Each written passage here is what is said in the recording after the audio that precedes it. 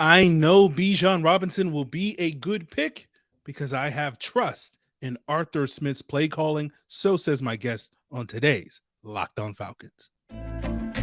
You are Locked On Falcons, your daily Atlanta Falcons podcast. Part of the Locked On Podcast Network, your team every day.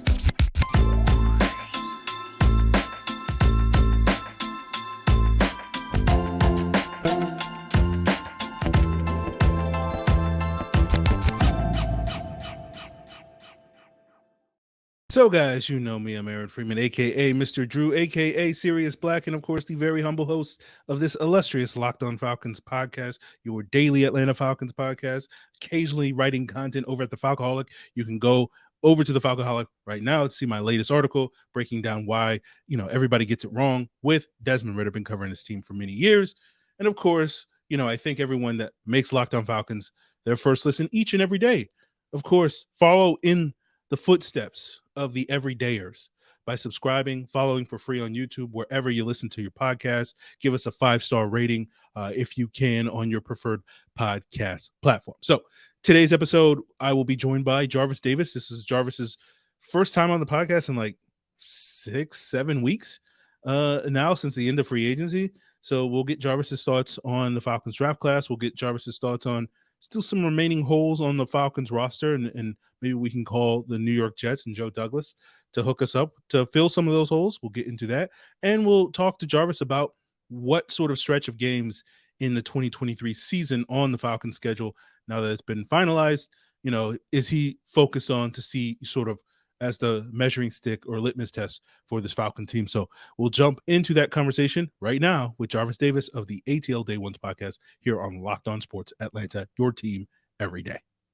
All right, everyone, you are back with another illustrious guest here on the Locked On Falcons podcast. And, of course, that is none other than my good friend Jarvis Davis, the co-host of the ATL Day Ones podcast, part of the Locked On Sports Atlanta podcast family. As you can tell, Jarvis is wearing a shirt today. We talked last time we had Jarvis on was at the end of March, and he promised on this podcast that if the Falcons took an edge rusher, he would take off his shirt, upload a video, and do all this craziness. And unfortunately, we did not get that because the Falcons wound up taking Bijan Robinson, the running back from Texas. Now we're a couple weeks removed from that selection, Jarvis. And from what I understand, you're still not necessarily a fan of the position that the Falcons drafted, but you are a fan of the player that the Falcons drafted. Let's talk about, where you at with Bijan as well as the rest of this Falcons 2023 draft class now that we've had our first looks at these guys in rookie minicamp. Man, first of all, let me say this, man. Like, for a lot of people who I'd never be the type of guy that would just hammer down and just hang on to a certain take. Be honest with you, because I've always been a guy. My take evolves. So like I said, I didn't like the position. Like I'm sitting up here. I poured me a shot of some good brown liquor when they took Bijan Robinson. My wife heard me. She was like, "Oh, I guess you didn't like the first round pick." She yelled from upstairs. She was like, "I guess you didn't like it." I was like, "No, I didn't." So. But, like, when you think about it just from a football standpoint, man, just think about, like, all of the weapons. You talking about Kyle Pitts, Drake London, Bijan Robinson, Tyler Algier, Cordell Patterson. That's a whole formation within itself right there. And, like, you don't know who's going to line up where. You know what I mean? So, I think that, after kind of, letting it settle in, I started thinking about all the creativity that Arthur Smith is going to be able to work with this year.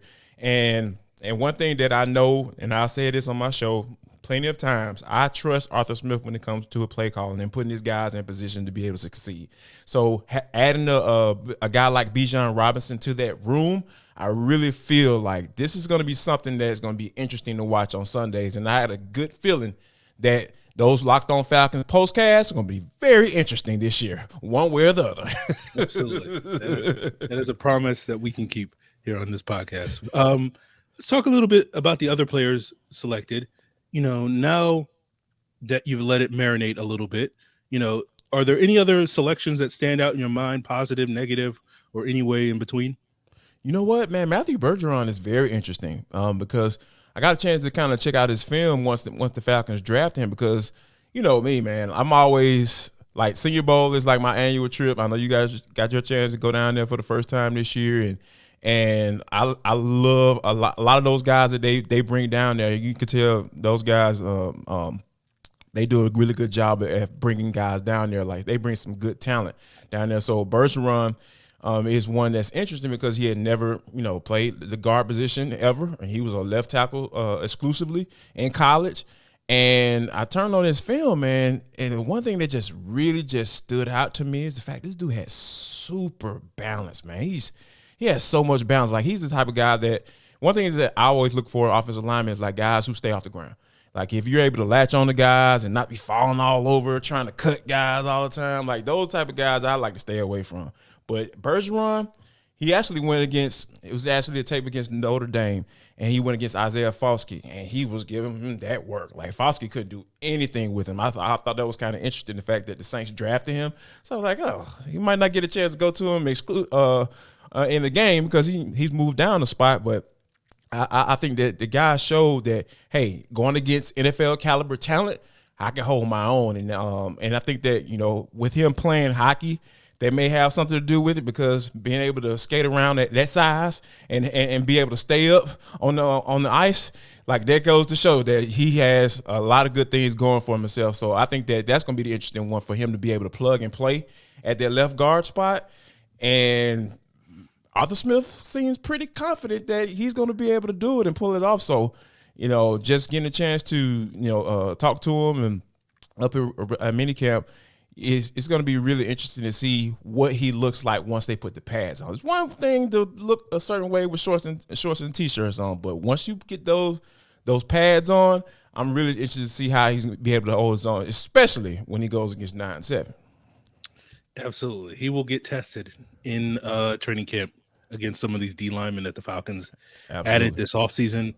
But we'll move the conversation from the Falcons 2023 draft class to some other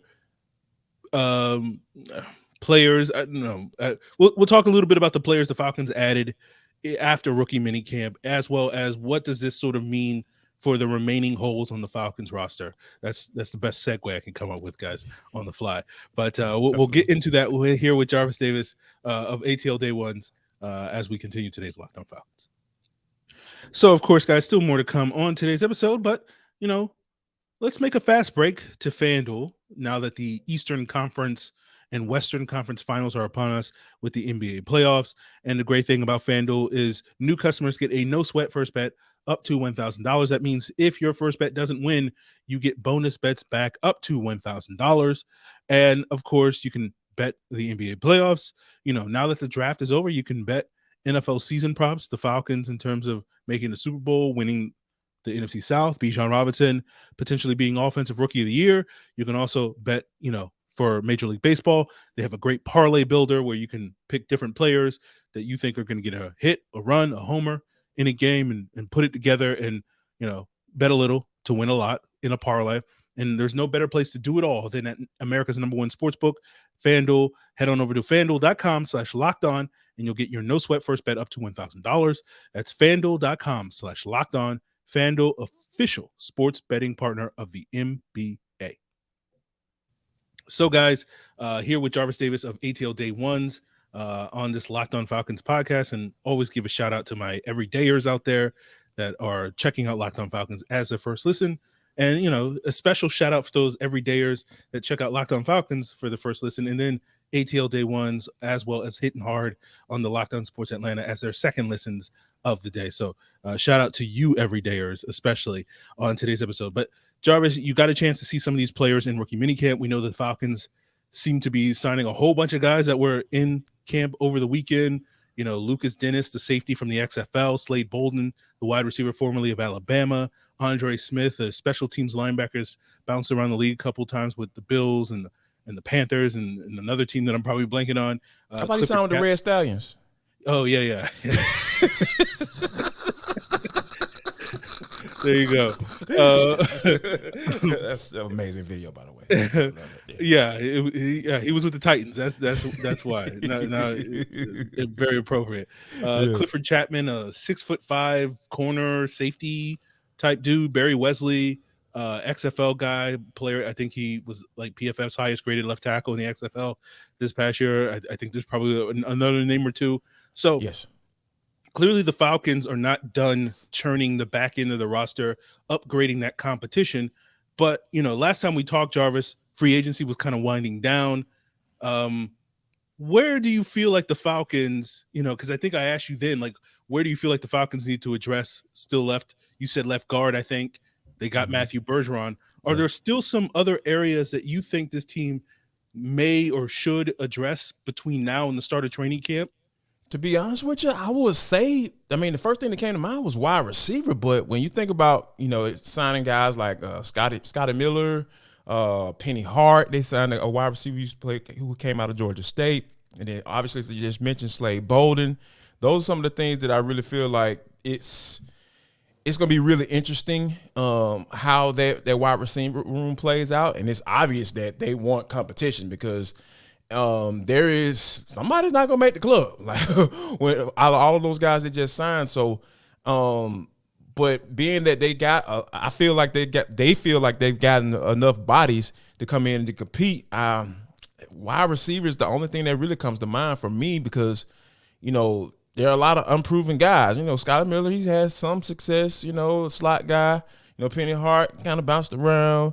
Mac Hollins had his best career year last year, so he's coming off of that. So you would assume that he will build off of that, given all of the weapons that we named earlier on that the Falcons have on offense. So I really think they might be okay, to be honest with you, unless, and you know me, man.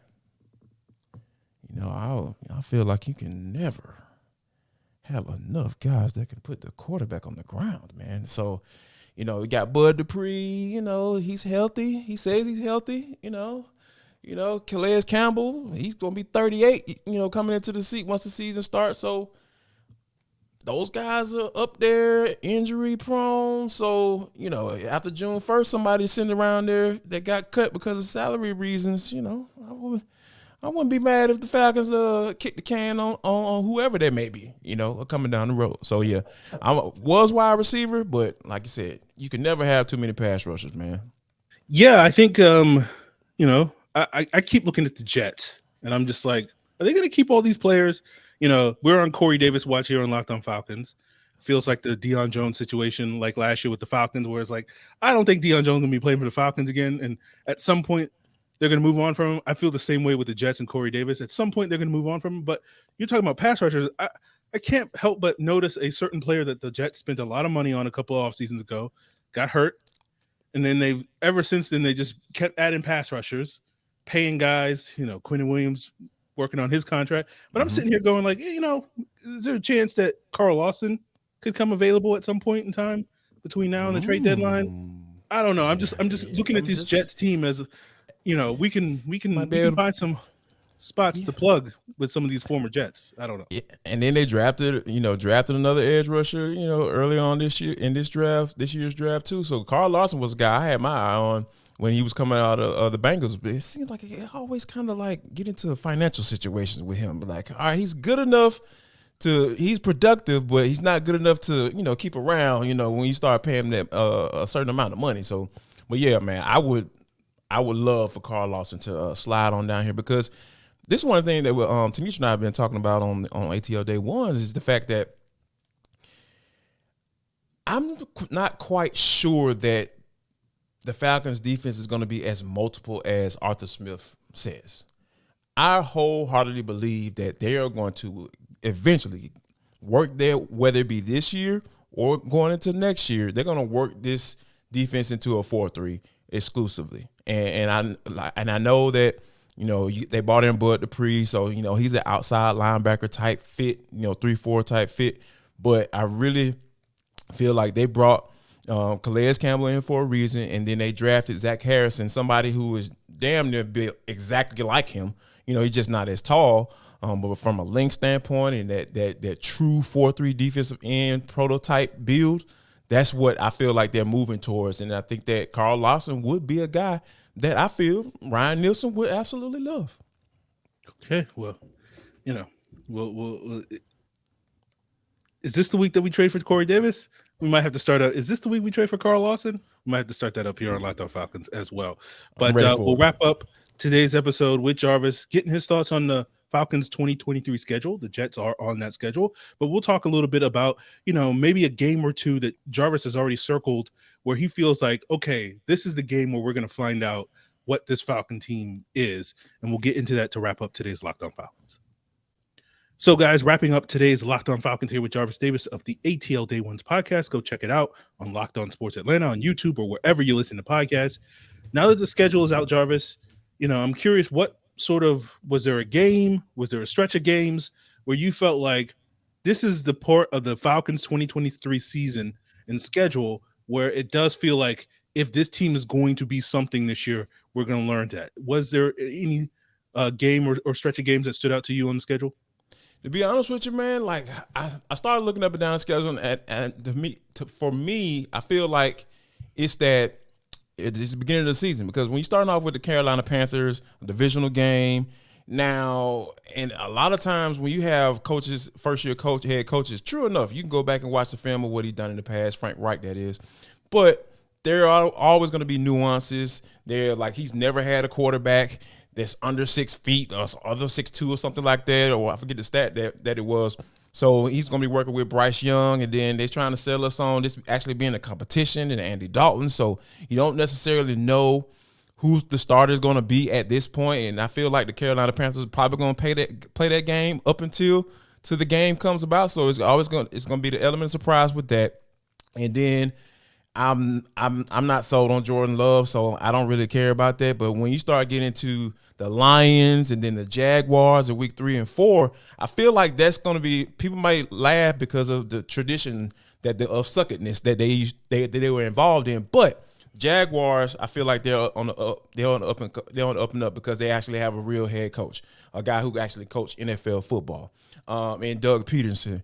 And then when you talk about the Lions, I'm not necessarily all the way sold on them, but that is a team that the league actually likes, because we're talking about Kansas City open up against the Detroit Lions. Like, what are we talking about here? So, and then also I think it's a nice little caveat too, the fact that they actually drafted a running back in the top 12 as well, in Jahmyr Gibbs. Like, nobody thought he was going to go that high. So I think there's a interesting storylines between all these teams. And Dan Campbell, like, is he really a head coach? He's a rah-rah guy, whatever. Those are my thoughts in my head. But I really think that those two games right there, and then, the Jaguars element ought to add on that. Not a lot of Falcons fans are going to be rooting for Calvin Ridley. Not necessarily against the Falcons, but they're going to be rooting for him to do well, because, a second-round pick would be not very nice if they were to Jaguars were to go ahead and sign him to a long-term deal. So I think those two games that really stuck out to me at the beginning of the season, and then also obviously the opening game, because I feel like that's the Falcons' pathway to the postseason. They have to win a division, and because I really don't feel like they can get up into a spot where they have a good enough record where they're going to be able to get a wild card, because I feel like this division is not going to be – I think the division winner this year probably will be to win 10 games. So I feel like the Falcons can get there get the division and then get into the postseason, because, when you have all of these different elements and that to start the season, like you said, with a divisional opponent, I feel it's going to be something that to keep an eye on for sure. Yeah, I definitely agree on that. I think, how they start the season, I think will go a long way to determining if this team can live up to those expectations this year with the Falcons making the playoffs. And, you mentioned the Jaguars, you mentioned the Lions, as you say, teams that aren't traditionally known as being, teams that most teams circle. Most teams, when they're circling the schedule, they circle those teams like, that's a win. Yeah. Yes, yeah. Exactly. Like, okay, that's a test for us. But, both of those teams, just like, the Falcons are the Falcons aren't the favorites to win the NFC South if you look at FanDuel, but Jacksonville is the favorite to win the AFC South. Detroit is the favorite to win the NFC North. So those are teams that if you're the Falcons and you're saying we're a division winner, we belong in the postseason, you should be able to go toe-to-toe and beat other divisional winners, right? Absolutely. And so I think that makes absolute sense that, if this team can, get a win, divisional win against Carolina, get a conference win against Green Bay, get a win against Detroit, get a win against Jacksonville, get off to a 4-0 start or even a 3-1 start, I think that's a very promising sign that this Falcons team is definitely heading places, in 2023. But Jarvis, I appreciate your insight into the schedule as well as the rookies in the draft class. Any other thoughts you have percolating about the Atlanta Falcons as we, we're midway through the month of May? I really like Bijan. Jarvis, I couldn't quite hear that. Could you speak up a little bit? I really like Bijan. Okay. Yeah. Got a chance to meet him, talk to him. That dude is very likable. I almost asked him that question. I was like, dude, why are you so likable? Like, I don't want to like you. I really don't. Like, because, man, that's why I say, man, this can be something, man. Like, the Falcons can be on to something very special. They just got to execute, man. Like, and I will be okay with being wrong with drafting a running back at number 8 overall. I don't mind being wrong, because if the Falcons are able to go out and average 25 to 30 points a game, they did it at home last year. They averaged 25 points at home last year. So I'm not asking. That's not a tall feat. You know what I mean? I'm not asking much. And we know what was who was on offense last year at the quarterback position and all that good stuff. We had plenty of conversation about Marcus Mariota. We don't want to start that. But I really feel like the Falcons can be on to something, man, because I feel like this dude, Bijan Robinson, he has something.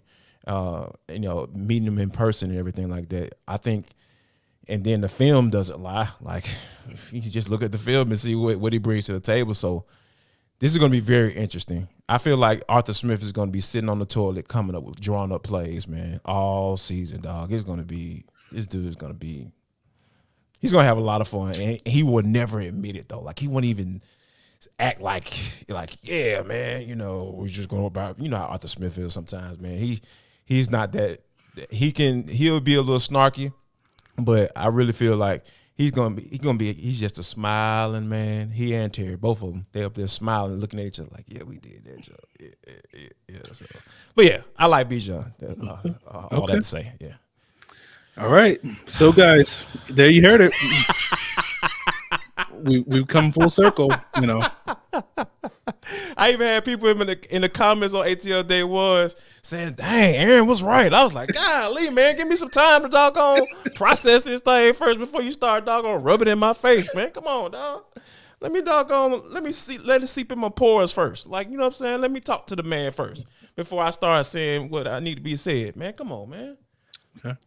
We all know Aaron's a Falcon prophet. Come on now. We ain't got to confirm that again. You know what I mean? That's what it is, dog. Some things you have to come to grips with in life. Like, you know what I'm saying? He's a Falcons prophet. That's okay. I don't mind him in that. It's all good. Yeah. It's all love, man. Appreciate that. All right, guys. That's where we'll leave it here on today's Locked On Falcons. Tomorrow we will probably have Trevor Sikkema of Pro Football Focus talking about this Falcons draft class. And I think we'll have Locked On Utes talking about Clark Phillips on tomorrow's episode. So continue to make Locked On Falcons your first listen. And of course, Jarvis, let the people know what they should be checking out as their second listen on ATL Day Ones and hitting hard over at Locked On Sports Atlanta.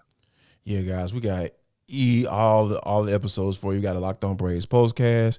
Braves ain't doing too well right now, but hey, man, y'all come check the postcast out. They're giving you why. They're telling you all the why. That's why you should come check them out. And also, definitely, Tanitra and I on ATL Day Ones, and then John Chuckery, hitting hard with John Chuckery. That's going down Monday through Friday. So make sure you guys come check us out. All the everydayers that come over to Locked On Falcons podcast, come everydayer for the Locked On Sports Atlanta. We got you. We got you covered on all the sports. Let's go. There you go.